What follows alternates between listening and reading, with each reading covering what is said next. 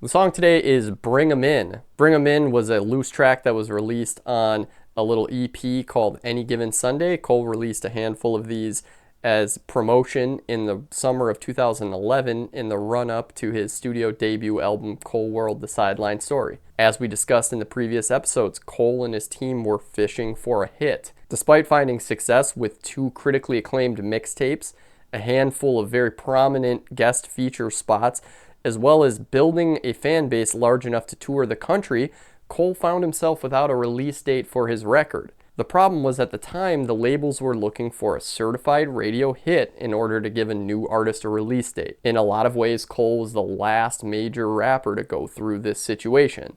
The release and success of his debut studio album proved to be a test case that labels could develop artists a different way and not have to rely on radio hits like they did in the past. But Cole was stuck right in the middle of that. And having the unwavering self-belief that he has, he set out to make a hit. Of course, he ultimately released Workout, a song that was a slow burn that eventually became a big hit, but at the time of its release was panned by fans and critics, and famously Nas. He undoubtedly recorded countless songs in an attempt to make that hit record in order to get the release date. The song we're listening to today, Bring 'Em In, is one that is very obviously a song where he's reaching to try to make a hit. He has a few other songs like this that he actually released in the Any Given Sunday series. I toyed with the idea of playing more of these songs, namely Heavy and Like a Star, but ultimately you hear one and you've heard them all. My memory is that these songs are not very good.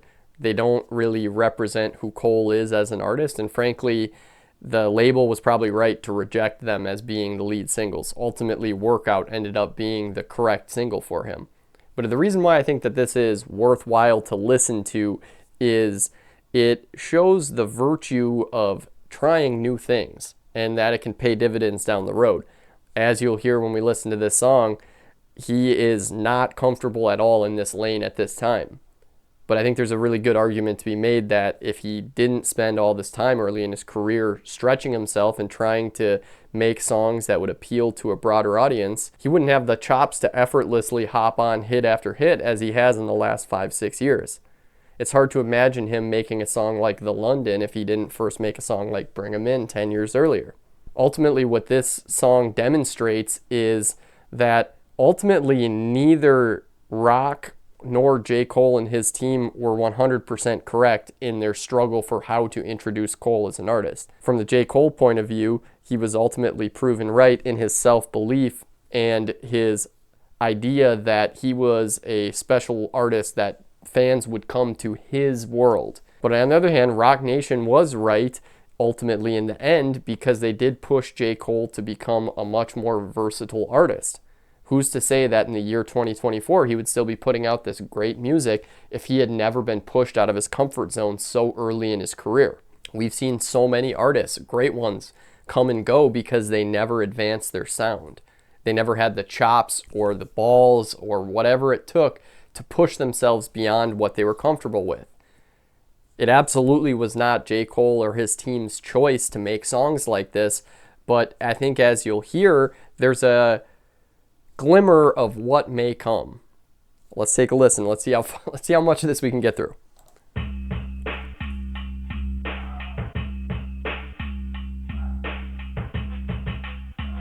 It's a fine beat so far. I wasn't looking for you, I wasn't searching, I wasn't creeping around, I wasn't lurking, I wasn't sleeping around, I wasn't thirsting, but I got a thing for you, I got a thing for you, you're on your job in this damn show. Yeah, so I want to stop here and just say, like, this was the best one of that group of songs. So just bear that in mind. Hopefully this is somehow not the first time you've listened to a J. Cole song, and if it is, please listen to a better J. Cole song. The beat here is reminiscent of those other tracks that I was talking about where he's trying to find a hit, where it's just kind of all over the place sound-wise. Like, the trap sound in rap hadn't, like, completely taken over yet, and so you hear a lot of beats like this at this time where you have, yeah, it's a really heavy 808 bass in the background, but you have these, like, very loud kind of industrial sounding percussion sounds in there that are not exactly super appealing. And then on top of it, you have, just some like pretty basic, I would say, like factory setting sounding synths that you have. I would say Cole's vocal performance so far, not super convincing or compelling, but he's going for it. Like, he's really going for it with his vocal performance. Working, say she ain't a hoe, but she far from a virgin. And when it's time to cut, I'm something like a surgeon. I do my thing for you. Hey, baby girl, you got a trunk, I might put you in ballet. Where you stretching, make your man think I put you in ballet. If I'm sliding through your city, I need you to dial me. And how much my niggas smoke, reminding me of Friday. I can take you to DC, introduce you to Wiley. You can look all through my phone as long as you don't call Jay. Is it cool to parlay? We can do this all day. Just me and you off in my room, record it through the hallway.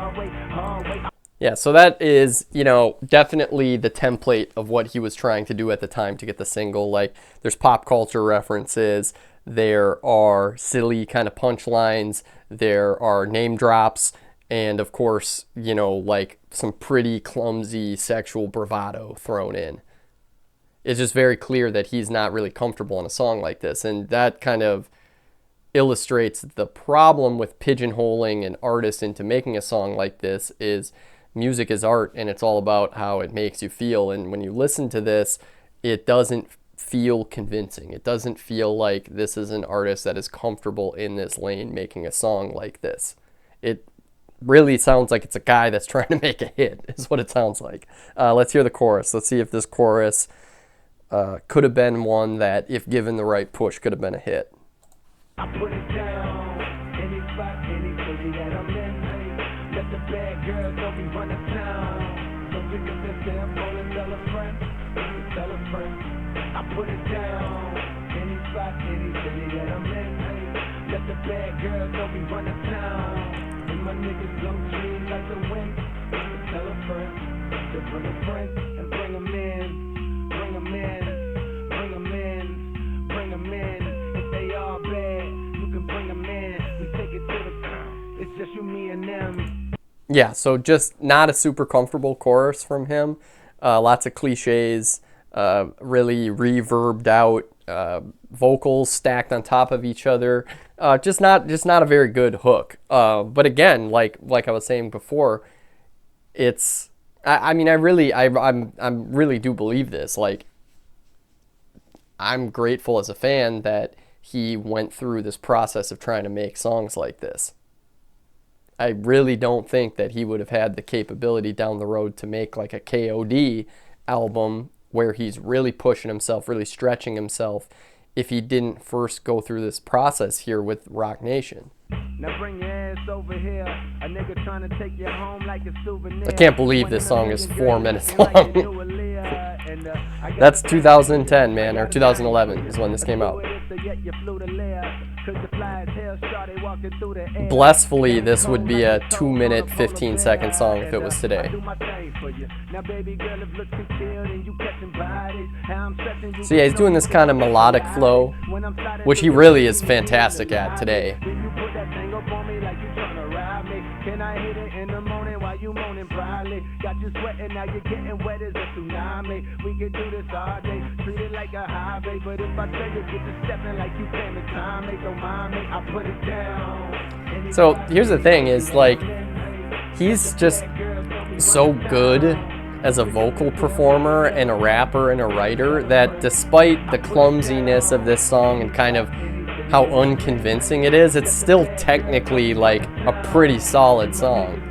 And honestly, if this was a reference track for a rapper that carried himself with the confidence required to make a song like this, probably could have been a pretty good song for somebody else. 3 verses. Wow. Beat change here, just dropped everything else out except for the 808. Not because it's verse or because I can buy your purse. You know, It's interesting because it's like it's almost trying to like showcase his rapping ability here, but because they want it to be a radio single, it's these kind of like clumsy, braggadocious, silly kind of punchlines. It's kind of like it's for nobody.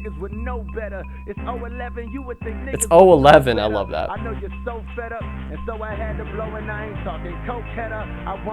Yeah, some slick lines in there. Like, again, the terribleness of it is not exactly that the song is terrible per se, or any of these bars are terrible. It's just that it's feels dishonest, and it doesn't feel like he's making music that's true to himself in a way that, like, were he to execute a song like this today, it would feel honest and it would feel true to him. He's not a fucking robot. Like, he's not a boring guy. Like, yeah, he's like anybody else. Like, he wants to go party, go to a club. Of course, as like a rapper, he wants to hear his shit played in those contexts.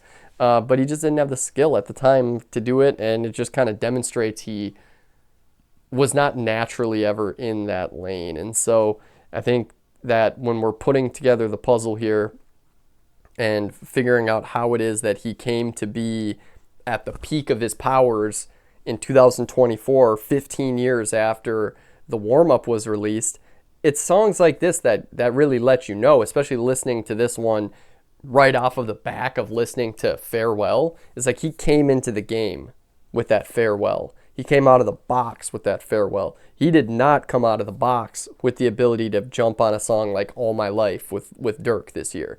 But he developed it, and it speaks to his character, his belief in himself, and just him manifesting his future as a rap star, that he pushed himself to be able to do it.